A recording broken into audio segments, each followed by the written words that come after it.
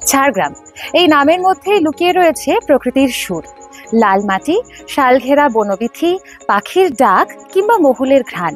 প্রকৃতি নিজেই যেন এখানে শিল্পীর মতো তুলির আঁচড় কেটেছে। এই শহরের বুকেই থাকেন একজন শিল্পী, যিনি রং দিয়ে কেবল ছবি আঁকেন না, আঁকেন স্বপ্ন, গড়েন মানুষ। তিনি সঞ্জীব মিত্র, আমাদের সকলের প্রণম্য সঞ্জুদা। তার হাতে গড়ে ওঠে ছোটদের আত্মবিশ্বাস, তার ভাবনায় বাঁচে পাপেটের দৃশ্যপট।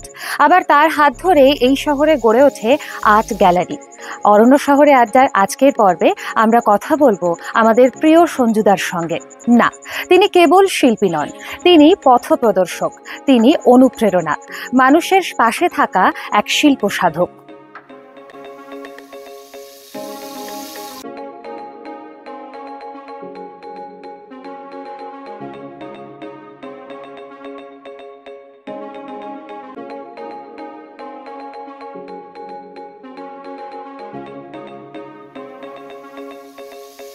এই শহরে রবিবার অর্থাৎ ছুটিবারে কচিকাচাদের অন্যতম পছন্দের জায়গা হলো আর্ট একাডেমি। এবং আমার সাথে এই ফ্রেমে রয়েছেন সেই মানুষটি যার হাত ধরে আমরা ছোটবেলায় অনেকে ক্যানভাসে তুলির আঁচড় কাটতে শিখেছি। নমস্কার এবং শহর ঝাড়গ্রামের পক্ষ থেকে আপনাকে জানাই প্রণাম। আজকে কথা বলবো আমাদের সবার প্রিয় আর্ট থেকে আসি সবার প্রিয় সঞ্জুদার সাথে। প্রথমেই আপনাকে যে প্রশ্নটি করব সেটা হলো, কলকাতার সেই সময় কংক্রিটের যে শহর, সেখান থেকে আপনি এলেন এই অরণ্য শহরে, এবং সেই সময়ের এই অরণ্য শহর প্রায় নির্জন ছিল। কিভাবে ভালো লাগলো, তিলোত্তমা ছেড়ে এই অরণ্য শহরের প্রতি ভালোবাসা তৈরি হলো? প্রথমেই বলি, তোমরা দুজনে এসছো, তোমাদের অন্তরের ভালোবাসা জানাই। মানে তোমরা কোথাও ঝাড়গ্রাম আর্ট একাডেমির হয়ে সেই কাজটা করতে এসছো, যেই কাজটা আরো বেশি লোকের কাছে যাতে পৌঁছে যায়। তাই তোমাদের চ্যানেলকে আমাদের অন্তরের ভালোবাসা এবং শ্রদ্ধা জানাচ্ছি। কলকাতার ছেলে আমি, কলকাতায় জন্ম, আমি পড়াশোনা, আর্ট কলেজ সবই কলকাতায়। কিন্তু আমরা কলকাতায় এরকম একটা জায়গায় থাকতাম, জায়গাটার নাম হচ্ছে পার্ক সার্কাস এবং গোবরা, চিত্তরঞ্জন হাসপাতালের পেছন দিকে। ওখানে লোক বসতি কম ছিল, পুরোটাই কবরস্থান। ওখানে 4টে কবরস্থান আছে, 3টে গৌড় আছে, একটা পাগলা গারদ আছে ওই গোবরাতে। তো সেখানে না জঙ্গল বেশি। আমাদের ছোটবেলা থেকেই বেড়ে ওঠাটা জঙ্গল, গাছপালা এইসব নিয়ে। খানিকটা তোমরা বুঝতে পারবে যদি বলি, যার পিছন দিকটায় তখন বলা হতো ধাপার মাঠ, এখন যেখানটায় চায়না টাউন তৈরি হয়েছে, সমস্ত লোক যেখানে পাগলের মতন খেতে যায়, ওটা গোবরাপাড়ার সাথে কাছাকাছি, লাগোয়া দুটো। কলকাতায় নাটক করতাম, নাটকের দলে সেট বানাতাম, পাড়ায় নিজেদের ক্লাব ছিল, ক্লাব করতাম, কলেজে খুব অ্যাক্টিভ ইউনিয়নের সাথে যুক্ত ছিলাম, সবই করতাম। কিন্তু বারবারই মনে হতো অন্য কোথাও যে কিছু করি। আর ছোটবেলা থেকে প্রচুর আমি ঘুরে বেড়াতাম। আমাদের যেহেতু আমরাই 5 ভাই বোন, তাই বাড়িতে অনেক ব্যাপারে অনেক বেশি ছাড় ছিল তখন। ঠিক আছে, কারণ বাবা মার নজরটা 5 ভাই বোনের মধ্যে ভাগ হয়ে যেত, তো এক জায়গায় কেন্দ্রীভূত থাকতো না। যার জন্য আমি মোটামুটি পাগলার মতন শুধু ঘুরেই বেড়াতাম। তো তখন থেকেই মনে হতো কোথাও যাই, বাইরে কিছু করি। কলকাতায় অনেক কিছু করছি, সেগুলো দাঁড়াচ্ছে না, ভেঙে যাচ্ছে সংগঠনগুলো। ছোটবেলা থেকে ক্লাব করার ছেলে। এরম সময় আমার জ্যাঠতো দিদি, যাকে আমরা টুলটুল বলে ডাকি, এখন তা কদম কাননে সে বিয়ে হয়ে আছে বিশ্বাস বাড়িতে। এইটা সবারই জানা উচিত। ওই দিদির যদি ঝাড়গ্রামে বিয়ে না হতো, উনি যদি বিশ্বাস বাড়ির বউ হয়ে না আসতেন, তাহলে আমার ঝাড়গ্রামে আসা হতো কি না এটা যথেষ্ট সন্দেহ আমার আছে। তো দিদির ওখানে বউ ভাত খেতে আমি রাঁচি ধরে মধ্যরাতে পৌঁছে ঝাড়গ্রামের অনেক ছেলের সাথে ওই দিন ওইখানে আমার সাথে পরিচয় হয়, যাদের মধ্যে অনেকের নামই বলতে পারবো না। নাম আমি বলছি না, কারণ আমি যদি বাদ চলে যায়। তারা কিন্তু এখন ওই আর্ট একাডেমিতে আসে। তারা আমাকে অনুরোধ করে যে আপনি ঝাড়গ্রামে আসুন, আঁকা শেখান, আমাদের আঁকা শেখার ইচ্ছা। সে মতন ঝাড়গ্রামে আঁকার স্কুল এখনো হয়নি। এদের সবার অনুরোধ, দিদির শ্বশুর বাড়ির লোকদের ইচ্ছা, সব মিলিয়ে 79 বা 80, খুব সম্ভবত 80-তে আমি ঝাড়গ্রাম KKI মাঠে তখন ঝাড়গ্রাম মেলা হতো, অতীব সুন্দর সেই মেলা। সেই মেলায় আমি আমার ছবি নিয়ে এক্সিবিশন করতে আসি KKI-তে, খুব সম্ভবত 80 হবে বোধহয়। এবং আমার এখনো মনে আছে KKI দোতলায় আমার এক্সিবিশন হয়েছিল। ওই 7 দিনের এক্সিবিশনের সাথে অনেকের সাথে পরিচয় হয়, অনেকেই বলে যে খুললে ভালো হয়। তো ওই বছর আমি DM হল, দেবেন্দ্র মোহন হল, যেটা ওর দেড়তলায় একটা ছোট ঘর আছে, যেটা লাইব্রেরিতে উঠতে গিয়ে পড়ে বাঁদিকে, ওই ঘরটি সপ্তাহে 1 দিন ভাড়া নিয়ে আমি আঁকার ক্লাস শুরু করলাম। এবং অবশ্যই দিদির বাড়িতে থাকতাম। দিদির শ্বশুর বাড়িতে ওর একজন দেওয়ার ছিল যার নাম চঞ্চল, তার উদ্যোগে ওখানে রংতুলি নাম দিয়ে আঁকার স্কুলটি চালু হয়। এইটি 2 বছর ওখানে চলে। বিভিন্ন অসুবিধার মধ্যে দিয়ে ওই স্কুল তখন চলতে শুরু করে। কিন্তু অনেকের কাছে এইটা জানা উচিত, ঝাড়গ্রামে এটাই প্রথম আঁকা শেখার জায়গা না। এর আগে ঝাড়গ্রামে বীরেন পাল, যিনি বাছুরডোবায় থাকেন, বিএড কলেজের উনি প্রিন্সিপাল ছিলেন, তিনি কিন্তু একটি DM হলের কাছাকাছি, রূপছা সিনেমা হলের কাছাকাছি কোথাও একটি বাড়ি ভাড়া নিয়ে আঁকার স্কুল করেছিল। সে খবরটা আমি জানতে পারিনি। ওনার ছাত্র ছিল সমীর চক্রবর্তী। সমীর চক্রবর্তী হচ্ছে আমাদের ঝাড়গ্রামে বলাকা হলের উল্টো দিকে বাড়ি, ওই বাড়ির ছেলে। সমীর চক্রবর্তী ওনার ছাত্র ছিল এবং সমীর চক্রবর্তী আর্ট কলেজেও পড়ে, এখন আমাদের মধ্যে নেই। আমার খুবই নিজের কাছের দাদার মতন ছিল।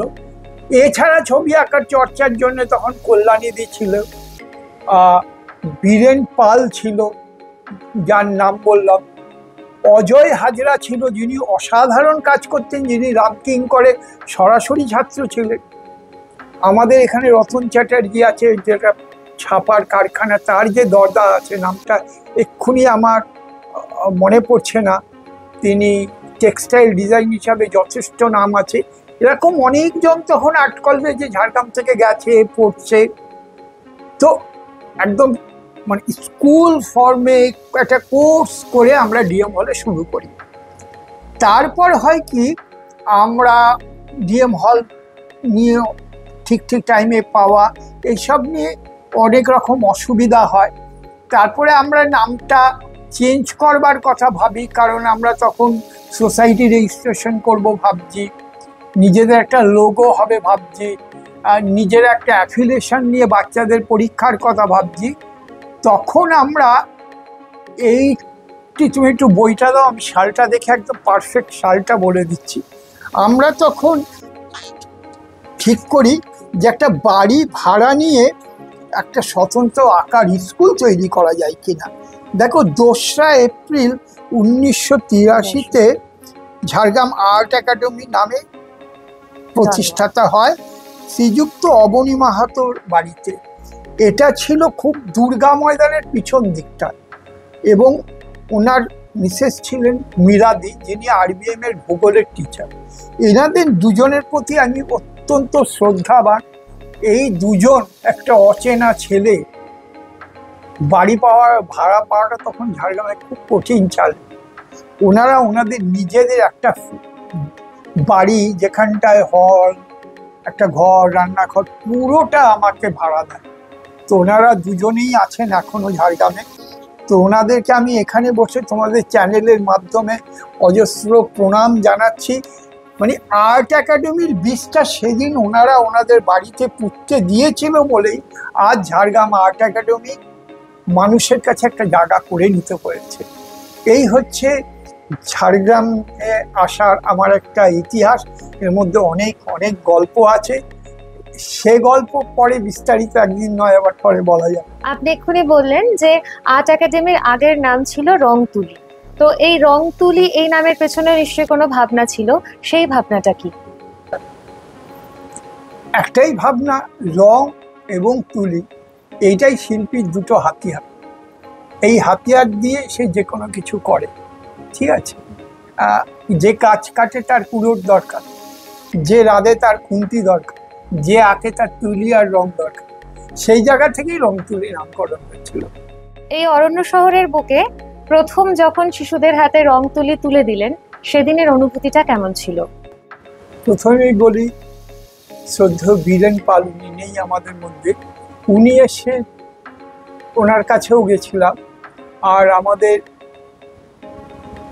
চিন্ময় সেনগুপ্তর যে বাবা, তিনিও অধ্যাপক ছিলেন সম্ভবত বিএড কলেজে, তার নাম হচ্ছে, এক্ষুনি নামটা মনে পড়ছি না, সরি। ওনার কাছেও গেছিলাম।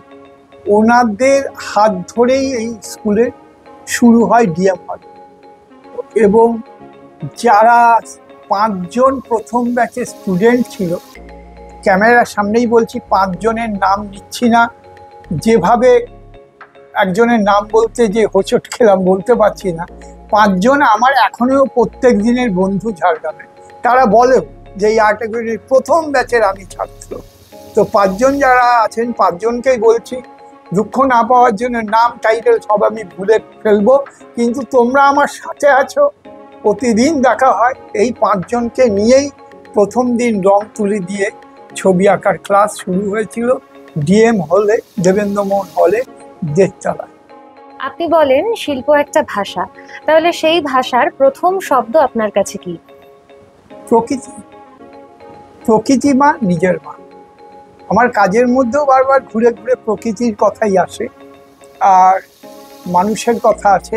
আমি একদম অন্তর থেকে বারবার বলি, মাদার অ্যান্ড মাদার নেচার, এই দুটো সত্য, আসল সত্য। এই দুটো সত্য বাদ দিয়ে শিল্পের কিছু হয় না আমার বিশ্বাস।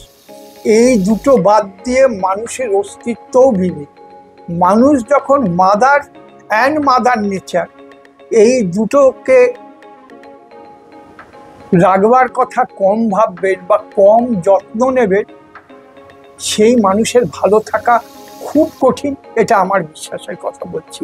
আর আমি ছবি আঁকলে এই দুটো কথাই বারবার আসে, mother nature and mother. Ramkinkar মঞ্চের স্বপ্ন দেখা, তারপর সেই স্বপ্নের বাস্তবায়ন, সেই দিনগুলো কেমন ছিল? এটা একটা লম্বা গল্প, আবার বলছি লম্বা গল্প। মানে বারবারই মনে হতো কি যে নিজেদের একটা জায়গা দরকার, জায়গা, একটা স্পেস থাকলে কাজ করা যায়। সেটা আমার কাছেও কি বিস্ময়, প্রতিদিন এখনো গাড়ি কি করে হলো। প্রথমেই বলা উচিত যে এ জায়গা আমার যে শ্বশুর মশাই তারাপদ দাস, তিনি মারা গেছেন, এবং শাশুড়ি মা, ঠিক আছে, এ পুতুল দাস তার নাম, তারা ঝাড়গ্রাম হাসপাতালে দুজনেই চাকরি করতেন, এবং ওই হাসপাতালের পাঁচিল লাগোয়া জায়গায় ওনারা কিনেছিলেন। এইটা ছিল ফলের বাগান, আর সামনেটা ছিল ফুলের বাগান যেটা আছে। তো সেই সময় ওই অবনী মাহাতোর বাড়ি, যেটা আমি বললাম আমাদের দুর্গা মন্দিরের পিছনে, ওখানে দেখবে, আমি নাম বলছি না, এখন একটা বড় কাপড়ের দোকান আছে। ওই জায়গাটা কিন্তু ঝাড়গ্রাম আর্ট একাডেমি কিনে ওটা একটা বয়ের মতন ছিল, আমরা মাটি ভরে ওটা তৈরি করি, একটা রবীন্দ্রনাথের মূর্তি বসিয়ে ওর জায়গাটা আমরা স্কুল করবে ডিক্লেয়ার করে দিই সবার কাছে, ঠিক বয়ের মতন জায়গাটা ছিল। কিন্তু তখন আমার শ্বশুর মশাই, যার কথা বলছি, তিনি বারবারই বলছেন যে তুমি সরকারি অনুদান নেবে না, তুমি প্রচুর বড় পয়সাওয়ালা লোকের কাছে যাবে না, তুমি ঘর বানাবে কি করে। তো এই সময় আমার সাথে যিনি ছিলেন, যে নামটা আমি বলবোই, উনি প্রচুর রেগে যায় নাম বললে, কিন্তু তবু তার নামটাই বলতে হবে। তিনি হচ্ছেন স্বপন দে, আমরা নাদুদা বলে ডাকি, দে বাড়ির এক ভাই। ইনি যে পরিমাণে আমার আর্ট একাডেমি এই স্বপ্ন পূরণের সাথী হয়েছিলেন, সেটা আমি বলে শেষ করতে পারবো না। কিন্তু এও বলছি, এই ইন্টারভিউ যদি উনি দেখেন, উনি ফোন করে আমাকে যাতা কথা বলবে যে এইটুকুনির জন্য কি নামটা বলার দরকার ছিল। উনিও আমাকে তখন বোঝাতে চেষ্টা করছিল যে ওইটুকুনি জায়গায় ভালো কিছু হবে না। সেই বছর খুব সম্ভবত 89 সাল, একটু এদিক ওদিক হতে পারে, ঝাড়গ্রাম বাজার আগুন ধরে পুড়ে যায়। 89 অথবা সে বছর হচ্ছে 88 হবারই চান্স। ঝাড়গ্রাম বাজার আগুন লেগে আগুনে পুড়ে যায়। একজন কাপড় ব্যবসায়ী অস্থায়ী দোকান করবে বলে আমার জায়গাটা কিনতে চায়, মানে আর্ট একাডেমির জায়গাটা। আর শ্বশুর মশাই বলছে তুমি এখানে চলে আসো, ফলের গাছগুলো কেটে এখানে স্কুলটা তৈরি করে। এবং এই যে নাদুদা মানে স্বপন দে, তিনিও তাই বলেন। আমরা ওই জায়গাটাকে বিক্রি করে দিই, ওই টাকা নিয়ে এই ফলের গাছ কেটে এখানে আর্ট একাডেমি কনস্ট্রাকশন শুরু হয়। তারপরে লম্বা গল্প, মানে এইটা তৈরি হয়েছিল 8 থেকে 9 মাসের মধ্যে। মানে এত বড় গল্প না, মানে এক এক সময় আমার মনে হয় এই গল্প কোথাও বলে রাখি যে একই কথা, মানুষ কোনো ইন্টারেস্ট নেই। এই যত ফ্যান ঘুরছে, একটা ফ্যান আর্ট একাডেমির কেনে, কেউ না কেউ একটা ফ্যান কিনে দিয়েছে। যত চেয়ারে বসে, কোনো চেয়ার কিন্তু আর্ট একাডেমি একসাথে কেনেনি, কোনো লোক একটা বা একটা চেয়ার দিয়েছে। সেখানে আমার মা আছে, আমার বোন আছে, আমার দাদা আছে, আমার বৌদি আছে, আমার শ্বশুর আছে, শাশুড়ি আছে, আমার মেয়ে আছে, আমার বউ আছে। মানে এই পরিজন শুধু না, আরো বৃহৎ পরিজন। মানে আমি বারবারই বলি না, অন্য জায়গাতেও বলি, সব জায়গায় বলি, আমি ঘুম থেকে উঠে আগে নমস্কার করে নিই মানুষকে। কেন, যাকে আমি শেখাবো সেও মানুষ। আরে যে মানুষ প্রতিদিন প্রতি মুহূর্তে কোনো স্বার্থ ছাড়া ভেবে গেছে যে এরকম ছোটদের জন্য একটি সংগঠন ঝাড়গ্রামে দীর্ঘায়ু লাভ করো, আবারও সেই সমস্ত মানুষকে আমার অন্তরে প্রণাম জানাচ্ছি। তাদের সবার চেষ্টায় এবং কলকাতার বন্ধু বান্ধবদের এগিয়ে আসা, তারা সাহায্য করা, এই করে আমরা এই হলটি উদ্বোধন করি 29/9/89। ঠিক আছে, রামকিঙ্কর মঞ্চ নাম রাখি তার একটাই কারণ, তোমরা নিশ্চয়ই জানো আমাদের এই ওপরটাতেই রামকিঙ্কর গ্যালারি আছে। মানে আমি যা বিশ্বাস করি, যে বিশ্বাসে কাজ করি, যে আগুন, যে ফোর্স আমাদের ভেতরে আর্ট একাডেমি সবার মধ্যে আমি দিতে চাই, সেই ফোর্সটা আমি রামকিঙ্করের মধ্যে দেখতে পেয়েছিলাম, আরও অনেকের মধ্যে আছে। কিন্তু রামকিঙ্কর সবচেয়ে আমার কাছের লোক, আমার বাঁকুড়ার লালমাটির লোক, যে লালমাটিতে আমাদের আর্ট একাডেমির অবস্থান। এই দুটো পথ একই সাথে মিলে যায়, তার জন্যে তার নামেই এই রামকিঙ্কর মঞ্চ তৈরি হয়। উদ্বোধনের দিনে অনেক মানুষ উপস্থিত ছিলেন, তার মধ্যে পদ্মশ্রী সুরেশ দত্ত, যাকে পাপেটের গ্র্যান্ডফাদার বলা হয়, মানে আমি বলি যার উদ্যোগে আমাদের পাপেট করা, তিনি নেই আমাদের মধ্যে, তিনি এই হলটি উদ্বোধন করেছিলেন। এবং উদ্বোধনের দিন প্রচুর প্রচুর মানুষ এসেছিল, মানে তার ভিডিও দেখলে আমি এখন ইমোশনাল হয়ে যাই। আর তখন কিন্তু ভিডিও খুব কম হতো, কলকাতা থেকে একজন এসে আমাদের ভিডিওটা করে দিয়েছিল, এবং সেখানেও সে কোনো অর্থেও নেয়নি। সেটাও হচ্ছে ওই যে বাড়ির যে নাদুদা বললাম, ওরই ভাই আছে কাজল, সেই কাজলের এক বন্ধু এসে ভিডিওটা করে দিয়ে যায়। আর ইন্টারভিউ দিতে গিয়ে বারবার বলছি বহু মানুষের নাম বলা উচিত, শুধু ভুল বলবো বলে আমি অনেকেরই নাম বলছি না, সবাই যদি একটু আমায় মার্জনা করে দেয়, মানে যেহেতু চুল দাড়ি পেকে গেছে অন্তত এইটা ভেবে। আর্ট একাডেমির বার্ষিক উৎসবের নাম রংমাটি মানুষ, এবং এই 3টি শব্দেই আপনি গোটা জীবনের মানচিত্র এঁকেছেন। তো এই ভাবনা প্রসঙ্গে কিছু বলুন। প্রথমেই বলি, এই নামকরণটি করেছিলেন তখন রাজ কলেজের একজন অধ্যাপক ছিলেন শুভেন্দু দা, খুব সুন্দর, শুভেন্দু মজুমদার। ইনি এবছর আমাদের মেলাতে এসেছিল। উনি রংমাটি মানুষ নামকরণটা করে দেয়। অনেকগুলো নামকরণ করেছিল, তার মধ্যে এই নামটি আমার পছন্দ হয়েছিল, সেই নামটাই রেখেছি। এবং এই প্রদর্শনীরও বিশাল গল্প, কারণ আমরা এবছর প্রদর্শনীর 35 বছর পার করলাম। তো এই প্রদর্শনীটি আগে আমরা ঝাড়গ্রাম মেলাতে করতাম, মানে কোথায় কোথায় করেছি সেটা বললে অনেকে ঝাড়গ্রাম মেলা কোথায় কোথায় হয়েছে জানা হয়ে যাবে।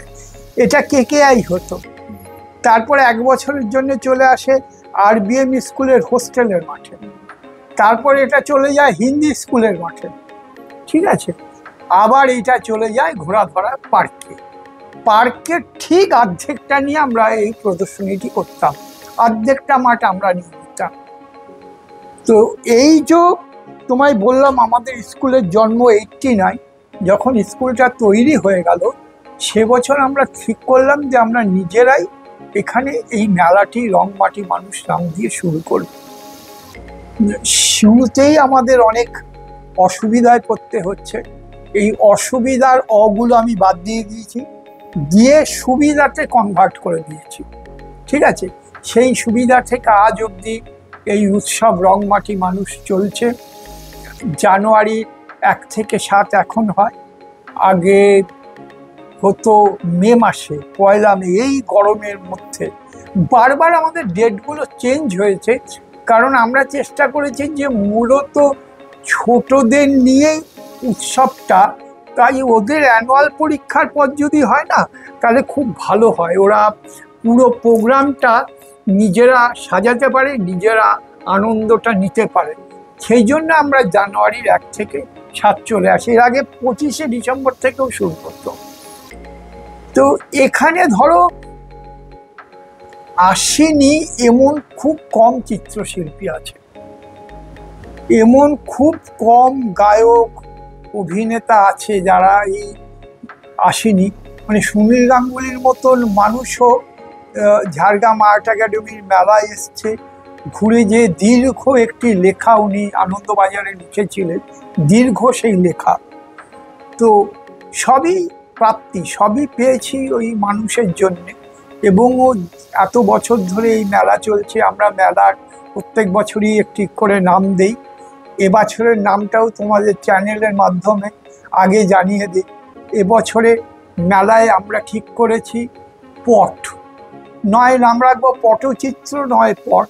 আমরা পিংলা, উড়িষ্যা, রাজস্থান, কেরল, তারপরে তোমার ট্রাইবেল পট, সব পটগুলো নিয়ে একটা পট সম্বন্ধে ওভারঅল মানুষকে ধারণা দেওয়া যায় কিনা তার কাজ শুরু হয়ে গেছে, এবং ছবি আঁকাও শুরু হয়ে গেছে। সেই পট ভিলেজগুলোতে আমরা যাচ্ছিও, কিন্তু এর মধ্যে ওই বারবারই বলছি না যে বহু মানুষ কলকাতারও আমায় প্রশ্ন করেছে, সেই সংখ্যা এখন কমে আসছে, যে এই মেলার অর্থ কোথা থেকে আসে। কারণ গার্জেনরা যে চাঁদা দেয় এক্সিবিশনের জন্য, যেটা খুব যৎ সামান্য, তাহলে টাকাটা আসে কোথা থেকে? টাকাটা মানুষ দেয় তার 2-1টা গল্প না বললেই নয়। ঝাড়গ্রামে এখানে একজন বাচ্চারা আঁকা শেখেন যথারীতি, তাদের গার্জেন ঠাকুমা সবার সাথেই আমাদের সম্পর্ক আছে। আর আমরা চেষ্টা করেছি প্রত্যেকবারই মেলার একটা একটা করে বিষয় নতুন নতুন নাম দেওয়া। আমরা এরমও করেছি যে মেলার নামকরণের সাথে মিলিয়ে 5 মাকে মঞ্চে এনে 5 মাকে দিয়ে মঞ্চে উদ্বোধন করিয়ে মেলা 5 জন মাকে আমরা আমাদের ভালোবাসার উপহার তুলে দিয়েছি। সেই কথা যে নিজের মাদারকে সম্মান বেশি করার দরকার। আবার লাস্ট ইয়ারে আমরা মেলার নাম দিয়েছিলাম সবুজায়ন। আমরা প্রচুর মানুষের মধ্যে গাছ দিয়েছি, সবুজায়নকে ধরে কাজ করেছি, সাজিয়েছি, সবাইকে বীজ দিয়েছি গাছ বাড়িতে গিয়ে পোষার জন্য। সেই বীজও কেউ পাঠিয়ে দিয়েছে। গাছ আমরা 4000 টার্গেট নিয়েছিলাম, এক বন্ধুই 3000 গাছ আমাদের কাছে পাঠিয়েছে। আবার কখনো তার নাতি এখানে আঁকা শেখে ঝাড়গ্রামে, তার মাছের ব্যবসা, ঠিক আছে, তাকে আমি মার মতনই বলতাম, ঠিক আছে। এখনো দেখা হয়, এখন ততটা রাস্তায় হেঁটে চলে বেড়াতে পারে না, ওই কারণেই নাম বলছি না, যদি ভুল বল। কিন্তু তিনি নিশ্চয়ই এখনো এই ইন্টারভিউটা শুনবে, আমি শিওর। উনি আমাকে এতগুলো বাটা মাছ একদিন মেলা চলাকালীন এনে দিয়ে বললো এইগুলো মেলায় দিয়ে গেল। আমি বললাম কি হবে? বলে আমি জানি এখানে 7 দিন কমন কিচেন চলে, সব গেস্টরা এখানে খায়, আমি এই মাছগুলো দিয়ে গেলাম গেস্টদের খাওয়ার জন্য। এবং তার যথেষ্ট বয়স। আমি তোমাকে এই একটা কথা বললাম, কলকাতার একজন শিল্পী, তিনি কখনো ইন্টারভিউ হয়তো দেখবেন, নামটা বলছি না, প্রচুর নাম, তাকে আমি সোনারপুরে একটি অনুষ্ঠানে যাওয়ার জন্যে ওরা রিকোয়েস্ট করেছিল, আমি ওনার সাথে কথা বলিয়ে দিই। তিনি খুব নামকরা বাংলার গায়িকা, তিনি ইন্টারভিউ দেখলে তিনিও হেসে উঠবেন। তো তিনি সেখানে নাকি কর্মকর্তারা অনুষ্ঠানের দিন ফোন করে বলছে যে পুরো পেমেন্ট তার বাড়িতে সঞ্জুদা পৌঁছয়নি, উনি কিন্তু অন্যরকম কথা বলছেন, তুমি একটু ফোনে বলো। আমি দেখো, এই অবিশ্বাসের জায়গা তো আমরা যারা প্রোগ্রাম করাই তারাই তৈরি করিয়েছে। আমি যাকে অর্থ দেব বলেছি তার বেঁচে থাকার জন্য, যে সেই অর্থটা তার বাড়িতে প্রোগ্রামের আগের দিন পৌঁছে দিয়ে আসলে কি ক্ষতি হয়? তোমরা এটা পৌঁছে দেওয়া তোমাদের উচিত, আর এটা আমার মান সম্মানের কথা। এই ভদ্রমহিলা টাকার জন্য তাদের কি বলেছিল আমি জানি না, বলাটা ঠিক হয়েছে এটা আমি 100 বার বলছি, কোনো অন্যায় হয়। ওই ভদ্রমহিলা সে বছর আমাদের মেলায় এসছেন গেস্ট হয়ে, তা আমি মঞ্চে ওঠার কথা বলছি, এই হলেই কথা হচ্ছে ওনার সাথে। উনি একটি খামে টাকা আছে, বলছে এই টাকাটা তুমি যদি না নাও তাহলে আমি মঞ্চে উঠবো না। মানে এটার মধ্যে 8-9 মাস গেছে। মানে এই যে বলছি যে একটা মানুষ সম্বন্ধে আমরা খুব তাড়াতাড়ি বলে দিই খারাপ, পয়সা ছাড়া চেনে না, এ অমুক, এইটা না একদম অবান্তর কথা। আমি এটার সাথে সহমত না। অত সহজে একটা মানুষকে বিশ্লেষণ করা যায় না। তো একই জন এক জায়গায় আগের দিন ফোন করে বলছে টাকাটা পাঠান, যেটা একান্ত ওদের পাঠানো উচিত ছিল, বারবার বলছে। আবার তিনি 8 মাস পরে আরেক জায়গায় এসে বলছে এই টাকাটা যদি তুমি নাও তাহলেই আমি মঞ্চে উঠবো, একই জন। তার মানে এইটা আমাদের সব মানুষের মধ্যেই আছে। মানুষ শুধু খোঁজে এবং মানুষ জানে কোথায় দেব, কোথায় আমি আনন্দ পাবো, এটা মানুষ বোঝে। যে এই মানুষগুলো প্রতিদিন প্রতি মুহূর্তে ঝাড়গ্রাম আর্ট একাডেমি যে কোনো কাজের সাথে, আমি এখন দায়িত্ব নিয়ে ক্যামেরার সাথে বলছি, আমাদের 7 দিন কিচেন চলে, শেষের দিন যে কোনো মানুষ আসলে সবাই শেষ অনুষ্ঠানে একসাথে খাওয়া দাওয়া করে। আমরা তার 7 দিন পর একটা মহা ধুমধাম করে অনেকজন মিলে, সংখ্যা প্রায় সেটা 1000-এর কাছাকাছি খাওয়া দাওয়া হয়। কোনো টাকাই তো আমি ছাপতে পারি না, টাকা তো ছাপা যায় না, আর আমরা সরকারি টাকা নেই না। তাহলে দেয় কে? মানুষ দেয়, চাল পাঠিয়ে দেয়, তেল পাঠিয়ে দেয়, আলু পাঠিয়ে দেয়।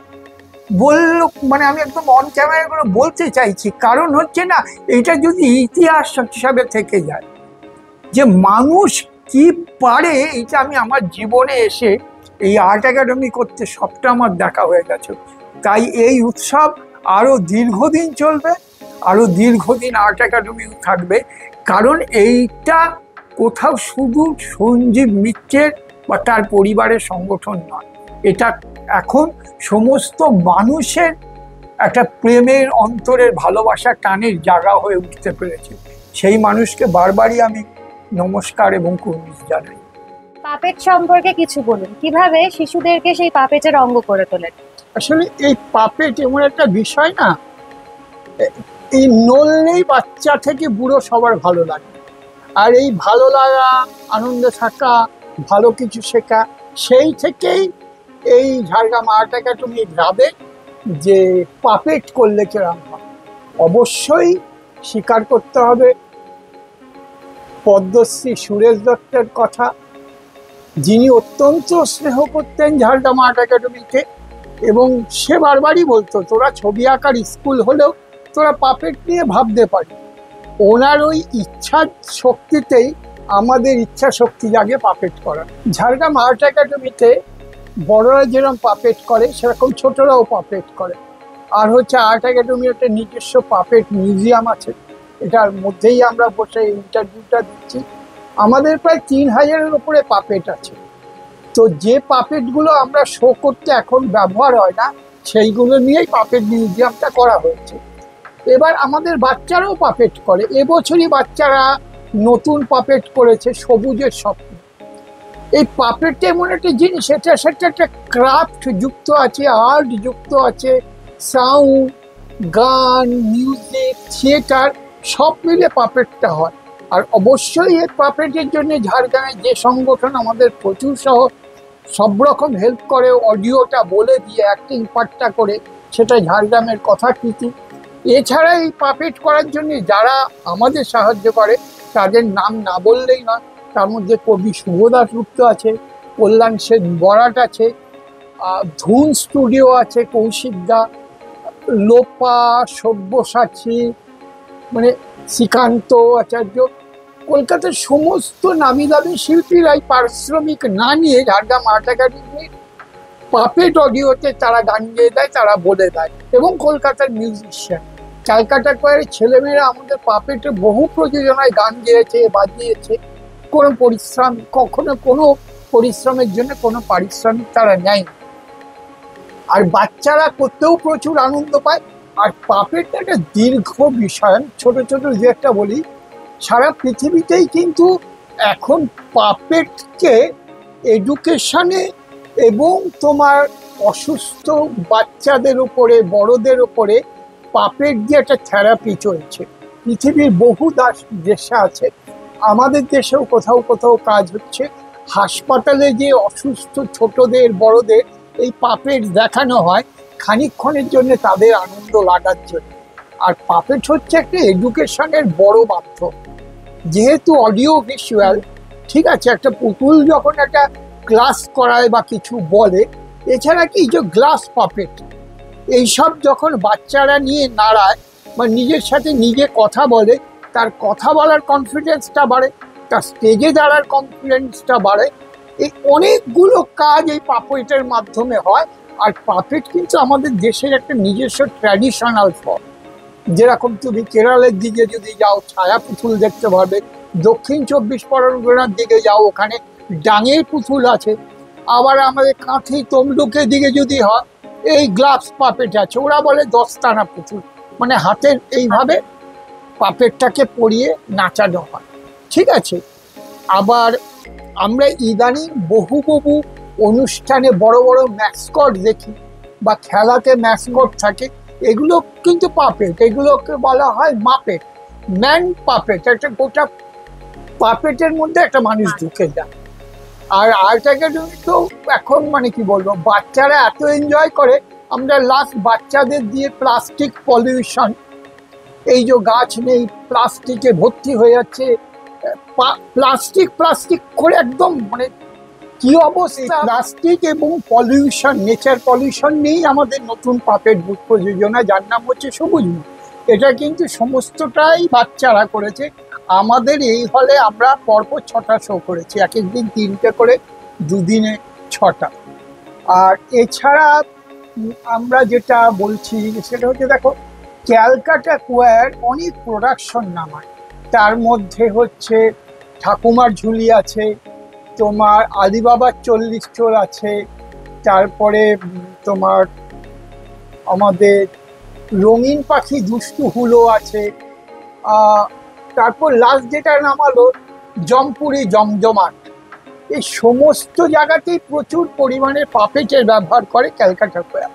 তো ক্যালকাটা কোয়ারের পাপেট এবং শিল্প নির্দেশনা এবং তার মঞ্চ, সেট সবই কিন্তু ঝাড়গ্রাম আর্ট একাডেমিতে তৈরি হয়। এটা ক্যালকাটা কোয়ার একটা আমাদের সুযোগ করে দিয়েছে আরও মানুষের কাছে আরও বৃহৎ কাজ পৌঁছে দেওয়ার জন্য। তারা আমাদের একটা কাজের সুযোগ করে দিয়েছে। এই জন্য ক্যালকাটা কোয়ার এবং কল্যাণ সেন বরাটকে অন্তরের ভালোবাসা, শ্রদ্ধা এবং নমস্কার জানাই।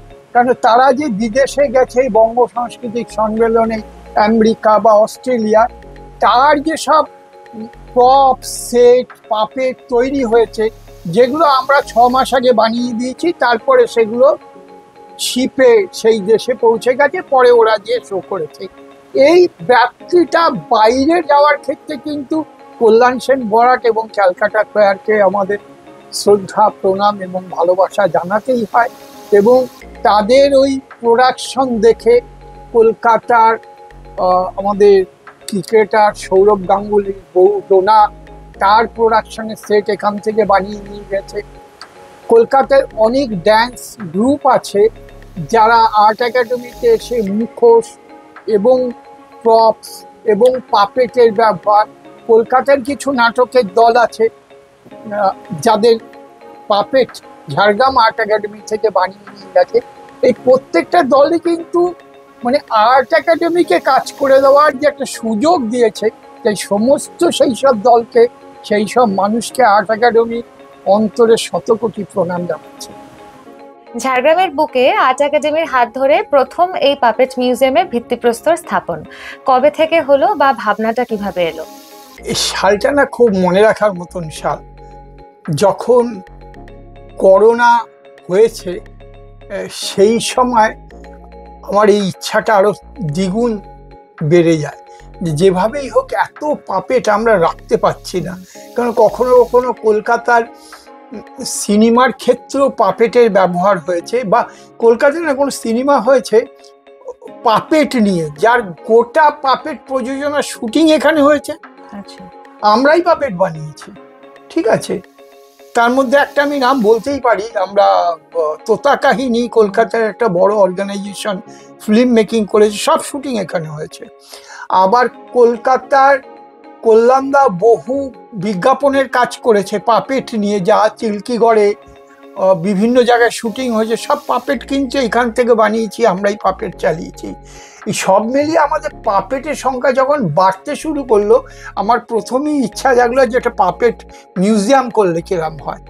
ঠিক আছে, সেক্ষেত্রে দেখো আমি ঘুরে পশ্চিমবঙ্গে কোথাও পাপেট মিউজিয়াম দেখতেও যাইনি, আছে কি না সেটাও আমি জানি না, ওই তককে আমি যাচ্ছিও না। কিন্তু বিদেশের আমি প্রচুর পাপেট মিউজিয়াম মোবাইল ঘেটে ঘেটে দেখেছি। কিন্তু অসুবিধা হলো আমাদের জায়গা, অর্থের অসুবিধা আমি কখনো বলি না।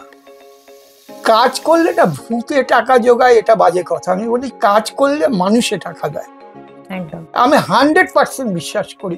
সেই জন্য টাকার চিন্তা আমার ছিল না, জায়গা। আমাদের যে সরু জায়গায় পাপেট মিউজিয়াম, এটার একটা মজার ব্যাপার আছে। এখানেই আমাদের স্কুলের প্রাচীর শেষ, অথবা এটা ঢালাই কনস্ট্রাকশনে করা যাবে না পৌরসভার নিয়ম অনুযায়ী। তখন আমি খবর নিয়ে জানি যে অস্থায়ী করা যেতে পারে। এই ফ্লোরটা কিন্তু লোহার, আমরা লোহার ছাদে বসে আছি। তখন এই লোহা দিয়ে আমরা এই দোতলা পাপেট মিউজিয়ামটা তৈরি করি। যেসব পাপেট প্রযোজনাকে আমরা এখন আর করছি না, সেই পাপেট প্রযোজনার পাপেটগুলো এই মিউজিয়ামে রাখা রয়েছে, এবং বিভিন্ন মানুষ আসলে খুলে দেওয়া হয়, তারা দেখে। এবং আমাদের কাছে 2-3টে আমরা পাপেট নিয়ে ফোল্ডারও করেছি, যে পৃথিবীর কোন দেশে বা আমাদের কোথায় কোথায় পাপেটকে ডাক্তারি ক্ষেত্রে ব্যবহার করা হচ্ছে, শিক্ষার ক্ষেত্রে ব্যবহার হচ্ছে, এই সমস্ত ব্রোশিয়ার প্রিন্টের অবস্থাও আমাদের কাছে আছে। আর এইটা করতে পেরেছি সেই একই কারণ, মানুষের জন্যে। তার মধ্যে প্রথমত ঝাড়গ্রামের মানুষ, মানে আমি প্রতি মুহূর্তেই বলি যে মানুষই ঈশ্বর। মানে 10% লোক যদি শিল্পের কাজ করে, 90% লোক কিন্তু দেখে। এই দেখার লোকে কিন্তু আবার অর্থ দেয়। যত সিঙ্গাররা গান গায়, সমস্ত সিঙ্গারদের গান একজন গাইলে গান শোনে হাজার হাজার লোক, আর টিকিটটা কাটে হাজার হাজার লোক, তাহলে সিঙ্গারটা পয়সা পায়। এটা একটা খুব আমার কাছে মনে হয়েছে। তাই জন্য আমি একদম অন্তর থেকে বিশ্বাস করি আমাদের ভগবান হচ্ছে মানুষ। যারা আমাদের এই শিল্প, এই পাপেট, এই ছবি আঁকা দেখে, নিজের সময় অ্যাডজাস্ট করে অন্য কাজকে বাদ দিয়ে, এবং সেই লোকগুলোই আমাদের টাকা দেয় এই কাজ করার জন্য। কারণ ঝাড়গ্রামের সমস্ত মানুষকে বারবার প্রণাম করি, তারা প্রতি মুহূর্তে ঝাড়গ্রাম আর্ট একাডেমিকে বুক দিয়ে, অর্থ দিয়ে আগলেছে, এবং তার সাথে কলকাতার মানুষ, বহু দূর দূরান্তের মানুষ, যারা অন্তর থেকে বিশ্বাস করে যে এই কাজটা হোক, এই কাজটাকে বাঁচিয়ে রাখার দরকার। সবাইকে আমার আবারও প্রণাম। এটা হচ্ছে পুতুল নাটকের ইতিহাস লেখা আছে এখানে। আর্ট একাডেমি কী কী প্রযোজনা করেছে সেটা লেখা আছে। আমাদের সাথে যেসব লোকেরা বিভিন্ন সময় ছিলেন তাদের নাম আছে এখানে। কোথায় কোথায় আমরা আজ অবধি শো করেছি। আবার স্বদেশে বিদেশে পুতুল নাচ সম্বন্ধে কি কি কথা এই বইটাতে আছে, ঠিক আছে। ঝাড়গ্রামে যেসব সংগঠন হেল্প করেছে তাদের কথা আছে। আবার এখানে এসে আরেকটা ব্রোশিয়ারে আমরা কেন পাপেট করি সেটা আছে, প্রযোজনাগুলোর নাম আছে, কোন প্রযোজনায় কারা কারা কাজ করেছে। এখানে একটা বড় আর্টিকেল বেরিয়েছিল আনন্দবাজার অনেক কাগজেই আমাদের আর্টিকেল বেরিয়েছে, তো আনন্দবাজারের এই আর্টিকেলটা আমরা ছেপেছিলাম। আর এখানে দেখ রোগ নির্ণয়ের ক্ষেত্রে পুতুল নাচের কি ভূমিকা সেটাও লেখা রয়েছে। এরকম আমাদের অনেকগুলো ব্রোশিয়ারও আমরা বানিয়েছি, যাতে লোক এসে জানার ইচ্ছা থাকলে এখন এই যে আমাদের সাধু রামচাঁদ মুর্মু ইউনিভার্সিটি হয়েছে, এই ইউনিভার্সিটিতে কিন্তু কারো কারো পাপেট পেপার আছে, তারা এখানে এসে সব তথ্য নিয়ে যাচ্ছে। আমি বলেছি যদি আমাদের কাছে প্রচুর পাপেটের বিদেশি বই আছে, সেগুলো দেখতে চাইলে সেগুলো আমরা দেখতে দিতে রাজি আছি। সম্প্রতি ঝাড়গ্রামের ভূমিপুত্র লোকগানের শিল্পী অংশুমান রায়কে নিয়ে তৈরি হয়েছে এই গ্যালারি। তো এর নেপথ্যে ভাবনা কি ছিল বা আয়োজন কিভাবে করলেন? এটা ওনার যে ছেলে ভাস্কর রায়, সে আমার সাথে যোগাযোগ করে, এসে আমাকে রিকোয়েস্ট করে যে যেহেতু আমার বাবা এখানে জন্মেছে, বাবার সমস্ত অরিজিনাল কাজগুলো আমরা ঝাড়গ্রাম আর্ট একাডেমিকে দিয়ে দিতে চাই, যদি একটা গ্যালারি করা যায়। এটা বিগত 2 বছর ধরে কথা হচ্ছে। আমি প্রথম থেকে যে কথাটা বলছিলাম বারবার সেটাই বলেছি, করার ক্ষেত্রে আমাদের আপত্তি নেই, কিন্তু অরিজিনালগুলো আমরা নেব না। আমরা বলেছিলাম যে সমস্ত কিছু নিয়ে আসুন, সমস্ত আমরা রেপ্লিকা করে নেব যা আমরা পারবো যতটা। এই আমাদের স্পেসটা আছে, এই স্পেসে আমরা সেগুলো রাখতে রাজি আছি। তারপর উনি সেটাতেই রাজি হয়। লাস্ট আমাদের যে ঝাড়গ্রাম আর্ট একাডেমি রংমাটি মানুষ যে মেলা হয়ে গেল এই বছর, এবছরেই আমরা এই রেপ্লিকা দিয়ে এই গ্যালারিটা শুরু করি। আমরা এই মুহূর্তে রয়েছি আর্ট একাডেমির উৎসর্গ গ্যালারিতে, এবং 35 বছরের রংমাটি মানুষ উৎসবে এই নতুন গ্যালারি ঝাড়গ্রামবাসী তথা রাজ্যবাসীর জন্য এক বিশেষ প্রাপ্তি। একটু জানতে চাইবো আপনার কাছ থেকে যে এই গ্যালারির পেছনে কি ভাবনা ছিল।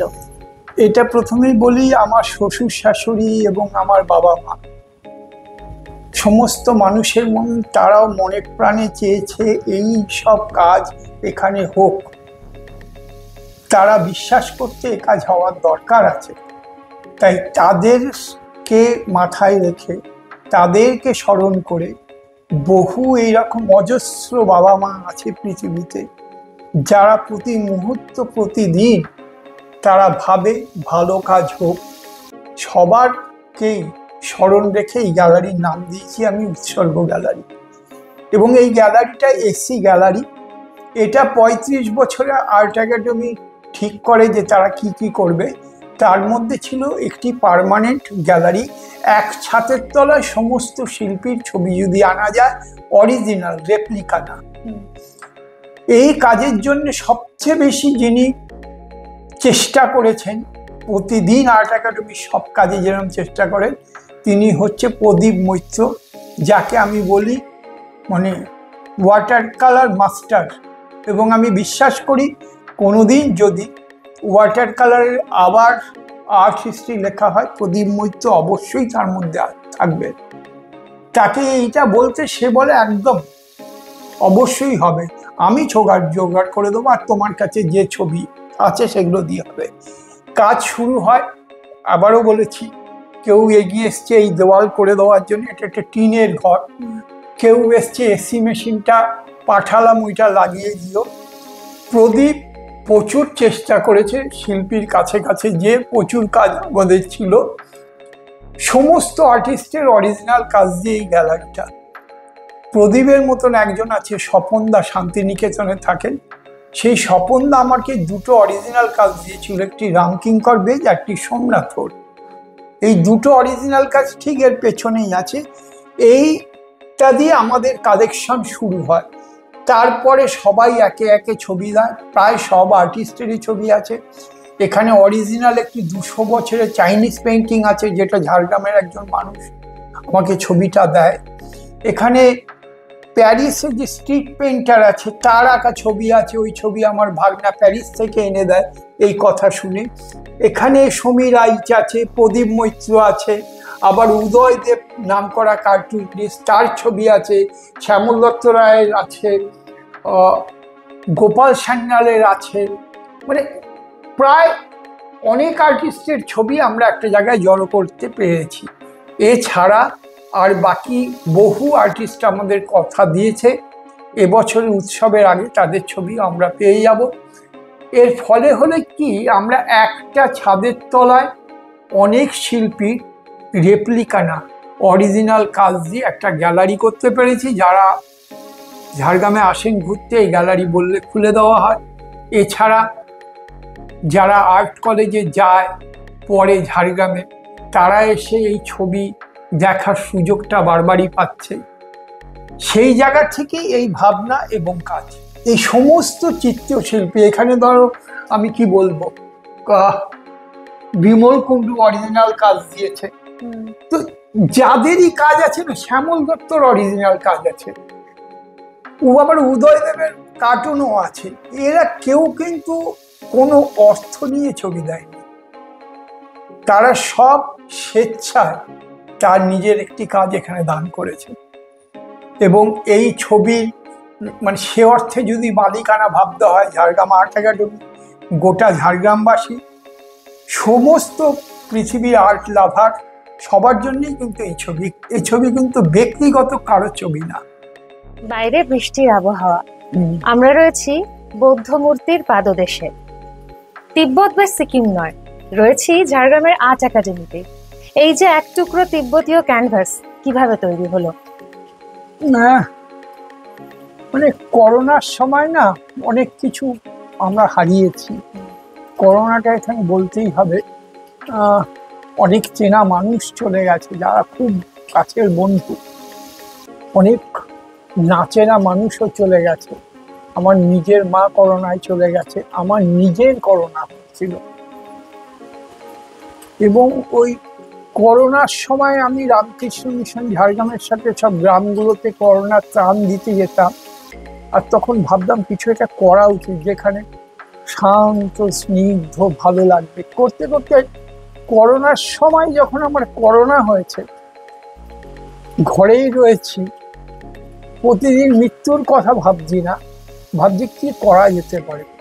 এইটা ঠিক নিচের ঘরটা আমি ছিলাম, এইটা তখন ছাদ, তখন আমি ভাবি ছাদে একটা বুদ্ধের মূর্তি বসি, ওই অ্যাম্বিয়েন্স করলে কিরম হয়, মন অশান্ত হয়ে গেলে এখানে আমি বসতে পারবো, যে কেউ বসতে হবে।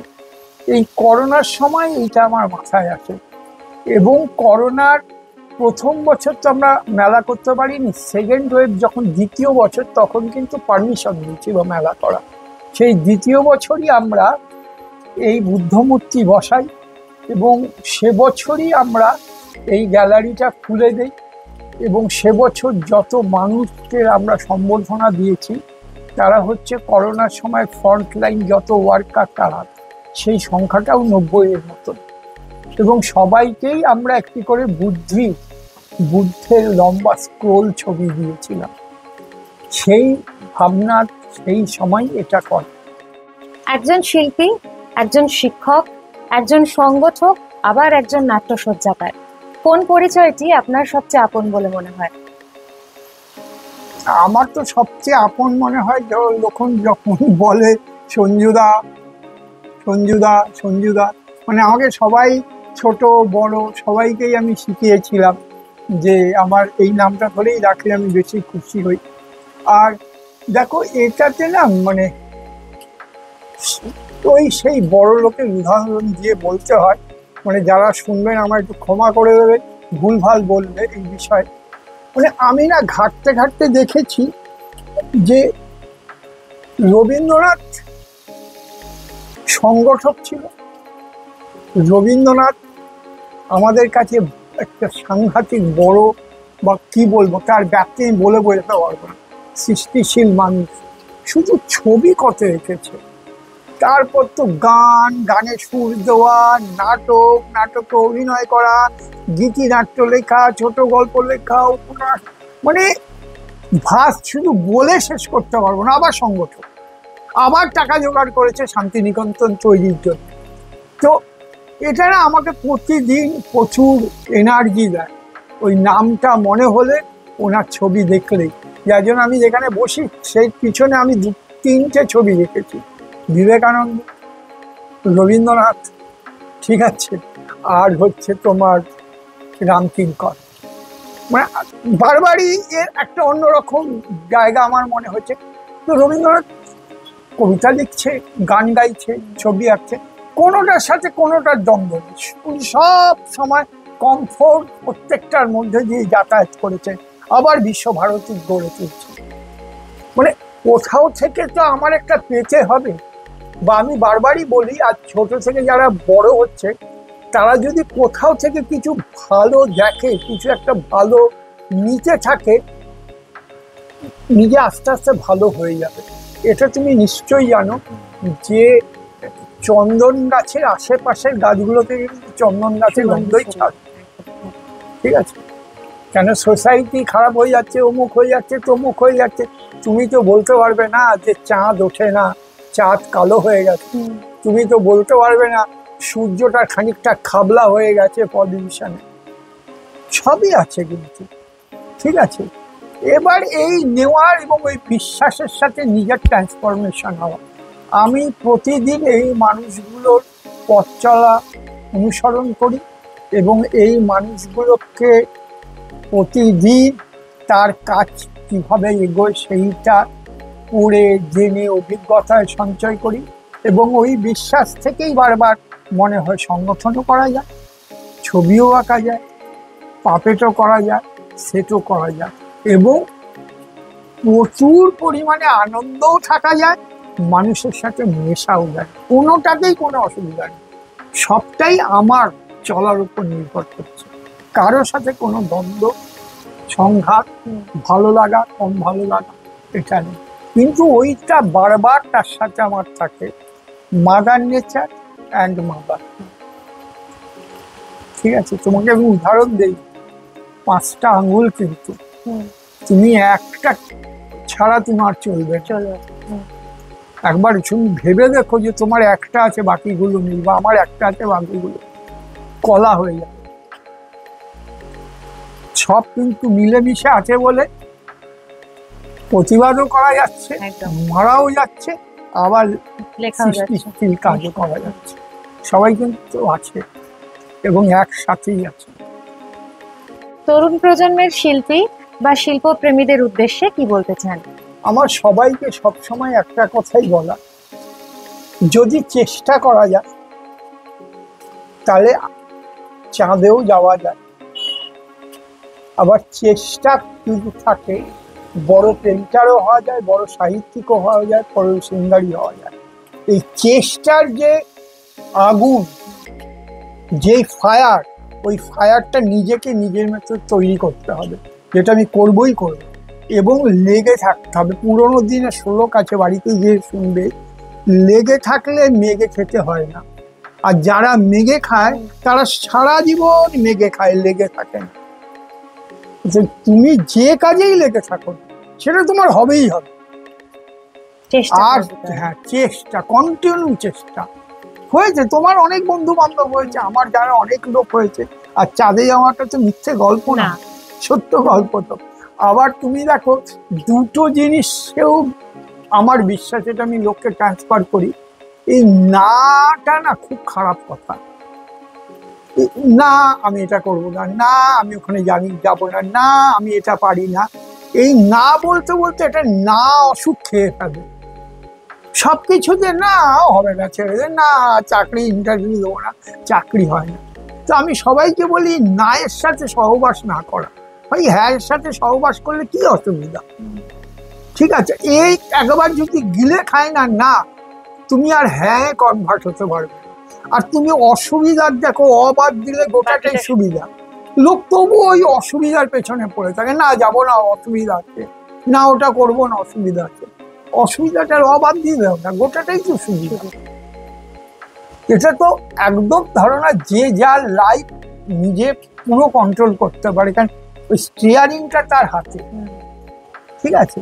তো সাহস করতে স্টিয়ারিং নিয়ে গাড়িটাকে চালাতেই হবে এবং ভেতরে ফায়ারটা থাকতেই হবে যে আমি করবই করব। তার আমি অনেক উদাহরণ ঝাড়গ্রামে দিতে পারি।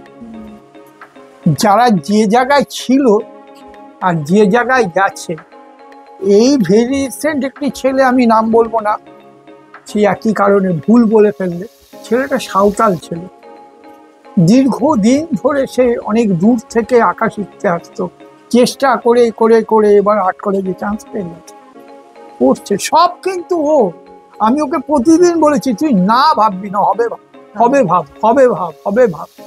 আর তুমি বলো, ও বলো, তোমরা কখনো ভেবেছিলে যে কাজটা করছে করবো? ভেবেছিলে করবে? ভাবুনি তো। শুরু হয়েছে হঠাৎ করে, তারপর চেষ্টা করছি আর চলছে। হচ্ছে ও তাই স্বপ্নে কখনো ভেবেছে? এটা তাই, ওইটা আমাদের করে যেতেই হবে। আর একবার ধরো মনুষ্য জীবন, পরে আছি কি নাই আমি তুমি কেউ জানি না, তাই ভালোটা পুরোপুরি চেটে পুটে খাবো। আমি যেখানে মন্দ যাব না, মন্দ কথা শিখবো না, মন্দর পাশে থাকবো না, নায়ের সাথে সহবাস করব না। আমি এগুলো নিজে এইভাবে দর্শন তৈরি করি প্রতিদিন, আর লোককেও বলি। যদি ফিরে তাকান জীবনের ক্যানভাসে, কোন মুহূর্তটি আজও সবচেয়ে বেশি রঙিন? দেখো, সেটা প্রথমেই বলি না, মাদার অ্যান্ড চাইল্ড নিয়ে প্রচুর কাজ হয়েছে সারা পৃথিবীতে। আমার জানা নেই ফাদার অ্যান্ড চাইল্ড নিয়ে কোনো কাজ হয়েছে কিনা, বাবা এবং সন্তান নিয়ে পেন্টিং বা স্কাল্পচার হয়েছে কিনা আমার জানা নেই, থাকতে পারে। কিন্তু প্রচুর কাজ হয়েছে ফাদারকে নিয়ে, না মাদার অ্যান্ড চাইল্ড নিয়ে। তুমিও দেখেছো, আমিও দেখেছি, যে কোনো মানুষ দেখেছি। তা আমার জীবনের সমস্ত মুহূর্ত, ভালো লাগা, ইমোশন সব কিছু মাদার ঘিরে, মা, সব মা। তাই আমি প্রতি মুহূর্তে মা আছেন, মা ছিলেন, নেইটা আমি ভাবিনি। আর ওই মার সাথে পথ চলা, বাড়িতে বয়সকালে যেও মার সাথে আমি একই বিছানায় শুতাম, এবং জীবনে যত অভিজ্ঞতা আমি সঞ্চয় করেছি তার মেজরটা মার কাছ থেকে নিয়েছি। কেন, 5 ভাই বোন ছিল, আর মা দীর্ঘ কথা বলতে ভালোবাসতো, আর আমি মাকে প্রশ্নে প্রশ্নে জর্জরিত করতাম। কেন, আমি ভাবতাম আমার মা এই 5 সন্তানকে নিয়ে জীবনে যে লং জার্নি করে যে অভিজ্ঞতা সঞ্চয় করেছে, আমি কম বয়স থেকে সেই সঞ্চয়ের কথাগুলো আমার ভান্ডারে। তাই আমার জীবনের প্রতি মুহূর্ত সেরা সময় হচ্ছে আমার মার সাথে কাটানো।